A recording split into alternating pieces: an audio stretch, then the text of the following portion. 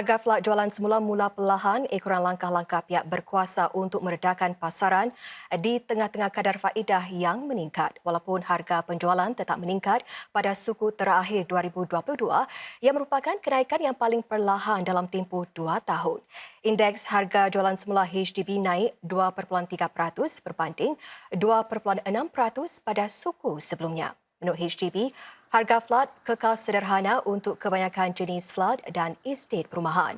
Jurong East dan Serangoon mencatat kemerosotan harga yang terbesar iaitu sehingga 6.5%.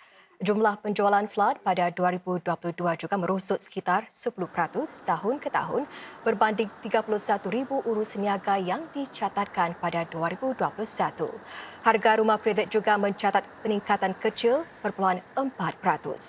Ini disebabkan penguncupan 2.6% bagi harga rumah private yang terletak di luar bandar. Pasaran hartanah sewa pula semakin bertambah kukuh.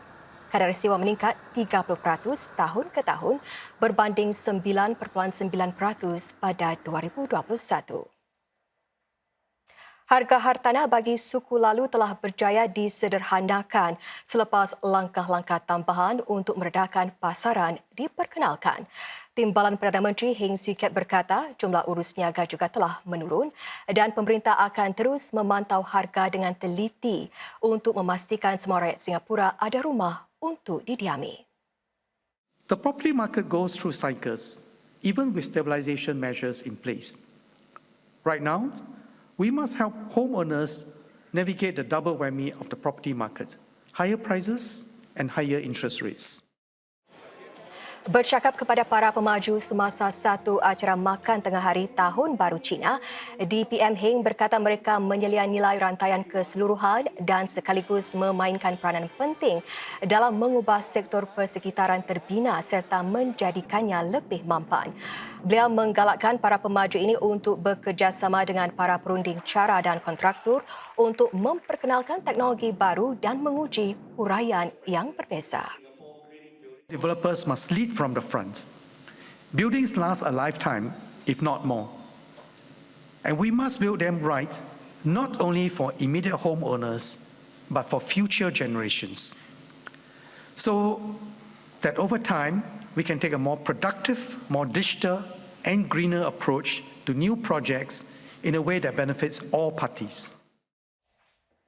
Rakyat Singapura boleh menjangkakan keadaan kembali seperti biasa. Menurut Kementerian Kesihatan MOH, keadaan penularan COVID-19 di sini kekal stabil sepanjang musim cuti perayaan Tahun Baru Cina.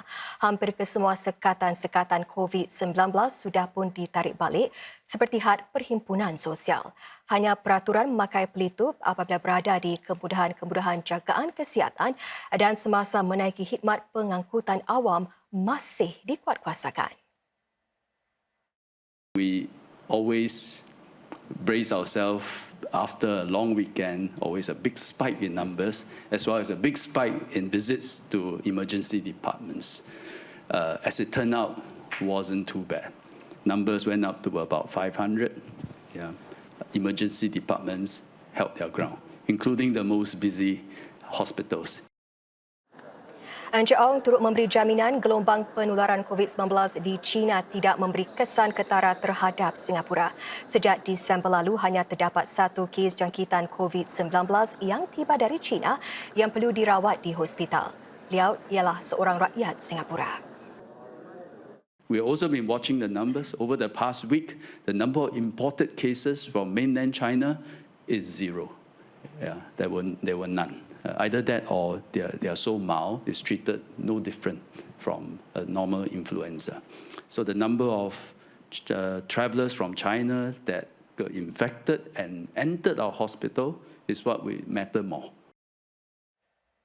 Pengendali rumah jagaan warga emas terbesar di Singapura akan menawarkan lebih banyak pilihan jagaan yang fleksibel. Ini termasuk penginapan bagi jangka pendek dan program-program maya yang boleh disertai warga emas dari rumah sendiri. Khidmat jagaan itu mencerminkan keperluan dan gaya hidup yang kian berubah-ubah sedang para penduduk menua. Kementerian Kesihatan MOH kini sedang meningkatkan kerjasama dalam kalangan masyarakat untuk menyokong golongan warga emas kita. Dari aktiviti seperti bernyanyi hinggalah meneroka teknologi realiti tambahan AR. Itulah antara kegiatan yang boleh dilakukan oleh 240 penghuni sepenuh masa di rumah jagaan warga emas terbaru NTUC Health di Jurong Spring. NTUC Health juga kini merintis aturan jagaan yang lebih fleksibel.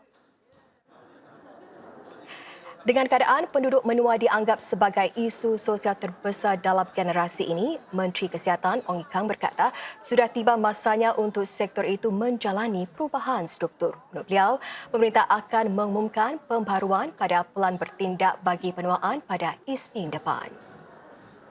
They comprises many ground-up collaborative initiatives, people, public, private sector, and I think we need everyone to work together so that Singaporeans, we can age gracefully, purposefully, and with dignity. Kelab Safra yang paling hemat tenaga dijangka mula dibuka pada hujung tahun ini.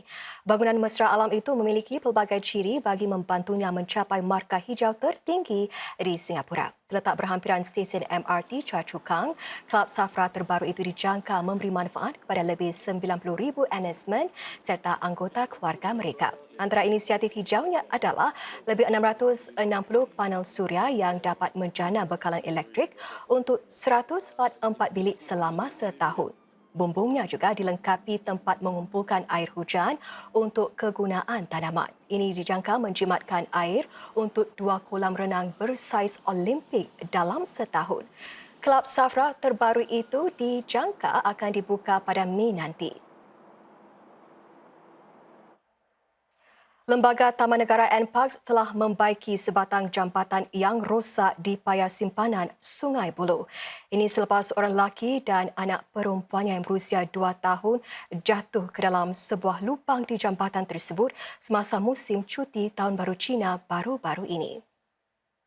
Jambatan itu melintasi pintu air yang mengawal paras air di kawasan tersebut. Pihak berkuasa mengatakan sebahagian daripada panel lantai jambatan itu tercabut ekoran tekanan air pasang dan hujan lebat.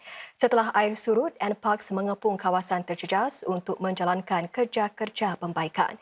NParks akan terus memantau paras air di paya simpanan itu dan juga menutup sementara beberapa bahagian yang mudah berlaku banjir. Lelaki yang terjatuh dalam kemalangan itu hanya mengalami kecederaan ringan. Anaknya pula tidak cedera. Artis-artis tanah air termasuk Ramli Sarip dan artis jemputan M. Nasir kini sibuk buat persiapan akhir bagi konsert amal Projek Kasih malam ini. Selepas 3 tahun ditiadakan, konsert tersebut kembali diadakan tahun ini sebagai usaha Persatuan Ain untuk meneruskan pengumpulan dana. Dalam 7 tahun ia diadakan, usaha tersebut sudah berjaya mengumpulkan lebih $4.2 juta. Menganjurkan konsert amal di televisyen sebegini masih dianggap Persatuan Ain sebagai satu pendekatan yang berkesan untuk mengumpul derma. Menurut jurucakapnya, format acara amal sedemikian masih lagi diteruskan kerana ia berupaya menarik jumlah penderma dan jangkauan yang lebih luas.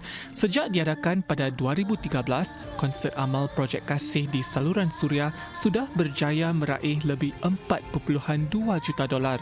Ini di samping menganjurkan kegiatan dan acara buat para penderma di bawah kempen Projek Kasih. Secara keseluruhannya, sebanyak $11.2 juta berjaya dikumpulkan menerusi kempen tersebut. Selepas ditiadakan selama 3 tahun disebabkan pandemik, Projek Kasih kembali diadakan semula tahun ini dengan penampilan barisan artis popular tempatan dan luar negara. Dan antara bintang yang akan membuat persembahan ialah penyanyi M. Nasir. Beliau akan membawakan beberapa lagu popularnya sepanjang lebih 4 dekad berkarya.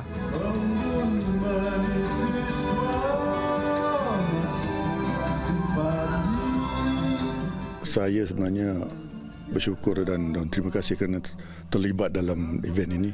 Adalah satu peluang bagi saya nak mengekspreskan saya punya keprihatinannya. Projek inilah. Saya harap semua rakyat yang menonton program ini memberi dia punya keprihatinan dia. Yang penting menderma. Kembali untuk menjayakan Projek Kasih sekali lagi ialah Papa Rock Ramli Sarip. Beliau berharap untuk terus bekerjasama dengan Persatuan Ain di luar acara ini. Kita semua ada peranan dalam kerjaya kita atau hidup kita, dan saya sangat tersentuh dengan projek ini sebenarnya, kerana projek ini ada satu projek yang murni. Yang penting kita dapat memberi dan membantu, memberi sokongan apa yang terbaik buat Ain Society.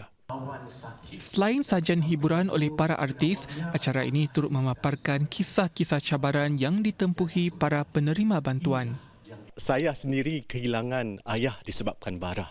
Jadi saya rasa apa yang dirasakan oleh keluarga-keluarga ini, dan saya terpanggil untuk memberikan sedikit bakti, menabur sikit bakti agar kita sama-sama jadikan masyarakat ini lebih prihatin dan dapat membantu satu sama lain. Bagi acara tahun ini, Persatuan Ain berharap ia dapat mengumpulkan sebanyak $600,000 mengatasi jumlah yang terkumpul pada 2019. Orang ramai boleh menderma menerusi PayNow atau secara online hingga 15 Jun ini.